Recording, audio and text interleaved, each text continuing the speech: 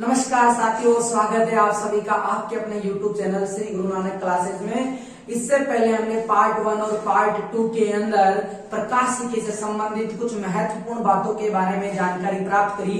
मैं अब आपके सामने उन दोनों पार्टों का बिल्कुल संक्षिप्त सारांश लेके आया हूँ, जिससे संबंधित आपके कंपटीशन एग्जाम में क्वेश्चन पूछे जाते हैं। तो आइए शुरुआत करते हैं कि हमने आप पार्ट 1 और पार्ट 2 में क्या पढ़ा।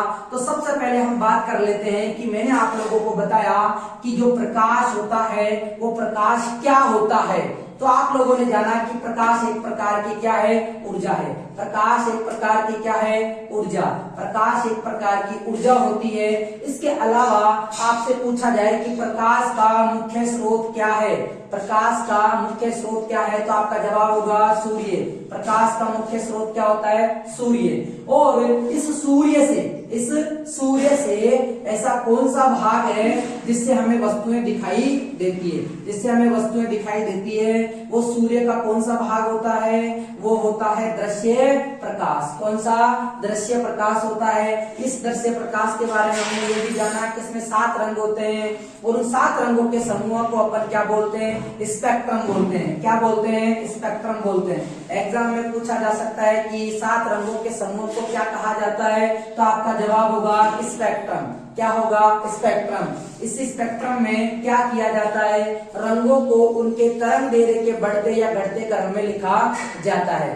तो इस तरीके से 7 रंग जो है उनको अपन विबग्योर के नाम से भी जानते हैं। नेक्स्ट इसके बाद में हम प्रकाश के बारे में और कुछ जानकारियां प्राप्त करते हैं, जैसे कि प्रकाश को हम विद्युत चुंबकीय तरंग के नाम से भी जानते हैं। किस नाम से जानते हैं, विद्युत चुंबकीय तरंग के नाम से भी जानते हैं। और प्रकाश के लिए पूछा जाता है कि प्रकाश किस प्रकार की तरंग होती है, यानी इसका गमन किस तरीके से हो सकता है, इसका गमन किस तरीके से हो सकता है, यानी प्रकाश किस तरीके से गमन करती है। तो दोस्तों, प्रकाश जो गमन करता है, प्रकाश जो संचरित होता है, वो अनुप्रस्थ तरंग के रूप में संचरित होता है। किसके रूप में, अनुप्रस्थ तरंग के रूप में संचरित होता है। और अनुप्रस्थ तरंग का मतलब क्या है, अनुप्रस्थ तरंग का मतलब है कुछ तरंग का इस प्रकार से चलना, यानी तरंग संचरण की दिशा के लंबवत इसके घटक होते हैं, उसे अपन अनुप्रस्थ तरंग कहते हैं। वैसे तरंगे 2 प्रकार की होती है, अनुप्रस्थ तरंग और अनुदैर्घ्य तरंग। तो यहाँ प्रकाश तो अनुप्रस्थ तरंग होती है।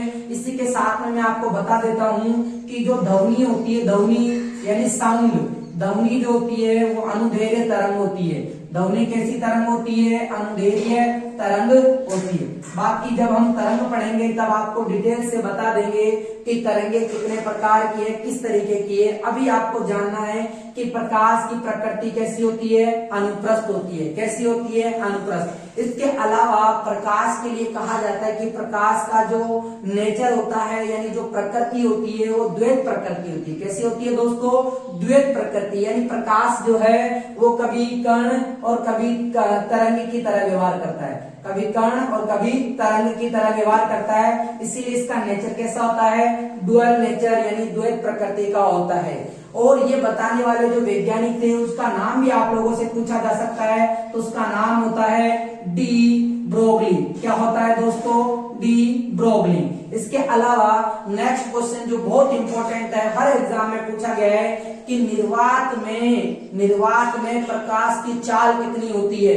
निर्वात में प्रकाश की चाल दोस्तों 3 गुणा 10 की घात 8 मीटर पर सेकेंड होती है। कितनी होती है, 3 गुणा 10 की घात 8 मीटर बटा सेकेंड। अगर मान लीजिए अगर ये लिखा नहीं रहे, अगर आपको 3 लाख किलोमीटर लिखा हुआ मिले, क्या मिले, 3 लाख किलोमीटर पर सेकेंड, तो आपका वो भी आंसर सही होगा। तो आपको ये याद करना है 3 लाख किलोमीटर पर सेकेंड भी प्रकाश का निर्वात में वेग या फिर आप इसको चाल भी कह सकते हैं। निर्वात का मतलब मैंने आपको बताया था कि ऐसी जगह जहां पर बिल्कुल भी वायु नहीं होती है, जहां पर बिल्कुल भी वायु नहीं होती है। इसके अलावा कुछ इंपॉर्टेंट क्वेश्चंस ये भी बनते हैं कि सूर्य के प्रकाश को पृथ्वी तक पहुंचने में कितना समय लगता है।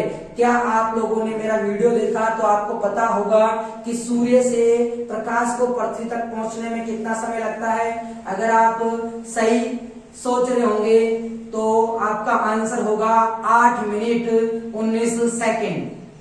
8 मिनट 19 सेकंड। अगर मैं आपसे पूछूं कि ये 8 मिनट 19 सेकंड को आप सेकंड में कन्वर्ट करोगे तो कितनी सेकंड होगी, कितनी सेकंड होगी, सोचे। यानी अगर आपसे मिनट ना देके केवल सेकंडों में पूछा जाए तो उसका आंसर क्या होगा, तो टोटल होगी 499 सेकंड। कितने सेकंड, 499 सेकंड। तो ये भी याद रखना, एग्जामिनर घुमा सकते हैं आपको, ये वाला समय ना देकर ये समय भी दे सकता है। 499 सेकंड भी होता है, आप कैलकुलेशन लगा के देख लेना, 499 सेकंड ही आती है। अगर इसके अलावा आपसे पूछ लिया जाए कि चंद्रमा से कहां से, चंद्रमा से कहां से दोस्तों, चंद्रमा से कहां से, चंद्रमा से प्रकाश को पृथ्वी तक पहुंचने में कितना समय लगता है, तो चंद्रमा और पृथ्वी के बीच में ज्यादा दूरी नहीं है, इसलिए उसके प्रकाश को पहुंचने में ज्यादा समय नहीं लगता। तो लगभग 1.3 सेकंड होता है। लगभग कितना होता है, 1.3 सेकंड होता है। ठीक है। इसके अलावा आप देखना कि ये जो अपने तरंग पड़ी, जिसको अपन अनुप्रस्थ तरंग कहते हैं, इस अनुप्रस्थ तरंग में हम लैम्बडा के बारे में जाने कि लैम्बडा जो होता है वो दो सुरंगों के बीच की दूरी होती है। लैम्बडा क्या होता है, दो सुरंगों के बीच की दूरी होती है। इस लैम्बडा से ही हम किसी भी वस्तु का रंग निर्धारित कर सकते हैं। अगर एग्जाम में आपसे पूछा जाए कि किसी भी वस्तु का रंग निर्धारण करने के लिए क्या जरूरी है, तो आपका सही जवाब होगा तरंग दैर्घ्य लैम्बडा, तरंग दैर्घ्य लैम्बडा। हमने ये भी जाना कि जो दृश्य प्रकाश होता है, उसकी जो रेंज होती है, तरंग दैर्घ्य की रेंज जो होती है वो लगभग 3800 एंगस्ट्रॉम से लेकर 7800 एंगस्ट्रॉम होती है।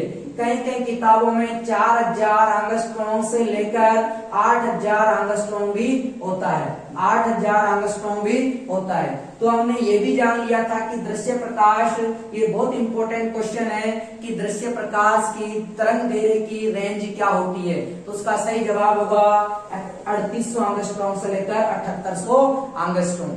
ठीक है। नेक्स्ट, इसके बाद में आप लोग समझ रहे होंगे कि हम क्या पढ़ रहे हैं। हम प्रकाश के बारे में संबंधित जो छोटे छोटे क्वेश्चंस बनते हैं उन सभी के बारे में डिस्कस कर रहे हैं, उन सभी के बारे में जान रहे हैं। तो आपको यहाँ से आपको कोई ना कोई एग्जाम में पर्सन जरूर मिलेगा, तो इसलिए इस वीडियो को आप पूरा कंटिन्यू जरूर देखें। ठीक है। अब आप यहाँ पे जानना कि हमने एक संबंध स्थापित किया था तरंग दैर्घ्य और आवर्ती में। क्या आपको पता है कि तरंग दैर्घ्य और आवर्ती में क्या संबंध होता है? तो हमने जाना था कि तरंग दैर्घ्य जितनी ज्यादा होगी, यानी वो जो गैप जितना ज्यादा होगा, तो फ्रीक्वेंसी यानी चक्रों की संख्या जो होगी वो क्या आएगी, कम आएगी। तो यानी चक्रों की संख्या यानी आवर्ती जो होती है उसे हम क्या कहें, उस आवर्ती को कैसे डिफाइन करते हैं? तो आवर्ती को डिफाइन करने के लिए हम कहते हैं कि 1 सेकंड के अंदर, कितने सेकंड के अंदर, 1 सेकंड के अंदर चक्रों की संख्या, 1 सेकंड के अंदर चक्रों की संख्या को अपन क्या कहते हैं, आवर्ती कहते हैं। आवर्ती, अब जब लैम्बडा का मान ज्यादा होगा तो चक्रों की संख्या आपको कम मिलेगी, और कम मिलेगी तो आवर्ती क्या होगी, कम होगी। इसके बाद में आपने इसमें संबंध स्थापित किया कि तरंग दैर्घ्य जो होती है वो आवर्ती के क्या होती है, व्युत्क्रमानुपाती होती है। क्या होती है दोस्तों, व्युत्क्रमानुपाती होती है। क्या आप लोग जानते हो व्युत्क्रमानुपाती का मतलब क्या होता है? व्युत्क्रमानुपाती का मतलब है उल्टा संबंध। अगर आवर्ती ज्यादा है तो तरंग दैर्घ्य कम हो जाएगी, और अगर आवर्ती कम है तो तरंग दैर्घ्य ज्यादा हो जाएगी। ऐसा मैंने आपको प्रैक्टिकली समझा दिया था किस तरीके से तरंग दैर्घ्य ज्यादा होगी तो आवर्ती कम होगी। ठीक है, समझ में आया होगा आपको। आगे बढ़ता हूं मैं। यहाँ हम बात करते हैं कि ये जो दृश्य प्रकाश के अंदर जो 7 रंग थे, इनमें से सबसे ज्यादा तरंग दैर्घ्य किसकी होती है? जरा सोचें, किसकी होती है सबसे ज्यादा तरंग दैर्घ्य? तो आपका जवाब होगा लाल। क्या होगा? लाल। लाल रंग की तरंग दैर्घ्य सबसे ज्यादा होती है, इसीलिए तो दोस्तों खतरे का निशान लाल रंग का बनाया जाता है। तो एक क्वेश्चन आपको मिलेगा कि खतरे के निशान लाल रंग के बनाए जाते हैं, क्यों? तो आपका सही जवाब होगा क्योंकि इसकी लैम्बडा सबसे ज्यादा होती है। इसकी लैम्बडा क्या होती है? सबसे ज्यादा। इसके अलावा स्कूल बसों का रंग हमने जाना पीला होता है। कैसा होता है? पीला होता है। और हम यहाँ पे यानी इंपॉर्टेंट जो पॉइंट्स थे सारे वो हमने डिस्कस कर लिए। यानी अगर आपने ये मेरा वीडियो कंप्लीट देखा होगा तो आपको प्रकाश से संबंधित जितने भी बेसिक क्लास की बात कर रहा हूं दोस्तों। अभी तो हम आगे पढ़ेंगे प्रकाश का परावर्तन, अपवर्तन, पूर्ण आंतरिक परावर्तन, व्यतिकरण, विवर्तन, दुर्वर्ण, यानी बहुत सारी घटनाएं कि किसी वस्तु का रंग लाल कैसे दिखाई दे रहा है, किसी हरे प्रकाश में देखेंगे तो कैसा दिखाई देगा। बहुत सारी घटनाएं, हीरे का चमकना किस पर आधारित है, पेंसिल का मुड़ा हुआ दिखाई देना क्या है, दर्पण में किस प्रकार से प्रतिबिंब बनता है, और दर्पण कितने प्रकार के होते हैं, एम्बुलेंस पे जो अक्षर लिखे रहते हैं वो पार्श्व परिवर्तित यानी अपन कहते हैं उसका उल्टे, अपन बोलते हैं उल्टे, तो उल्टे क्यों दिखाई देते हैं। तो दोस्तों आगे भी मेरे इस वीडियो को आप कंटिन्यू देखते रहें। आपको इस प्रकार से संबंधित महत्वपूर्ण घटनाएं और महत्वपूर्ण बातें आपको सीखने को मिलेगी। आप बहुत सारी बातों को सीखेंगे, तो इसीलिए आप मेरे इस चैनल को लाइक, शेयर एंड सब्सक्राइब करें, आपके दोस्तों के साथ शेयर करें, औरों को भी बताएं। आपके सपोर्ट से मुझे मोटिवेशन मिलेगा और मैं आपके सामने नए से नए वीडियो और भी धमाकेदार वीडियो आपके सामने लेकर आऊंगा। ठीक है दोस्तों, धन्यवाद, thank you, all the best.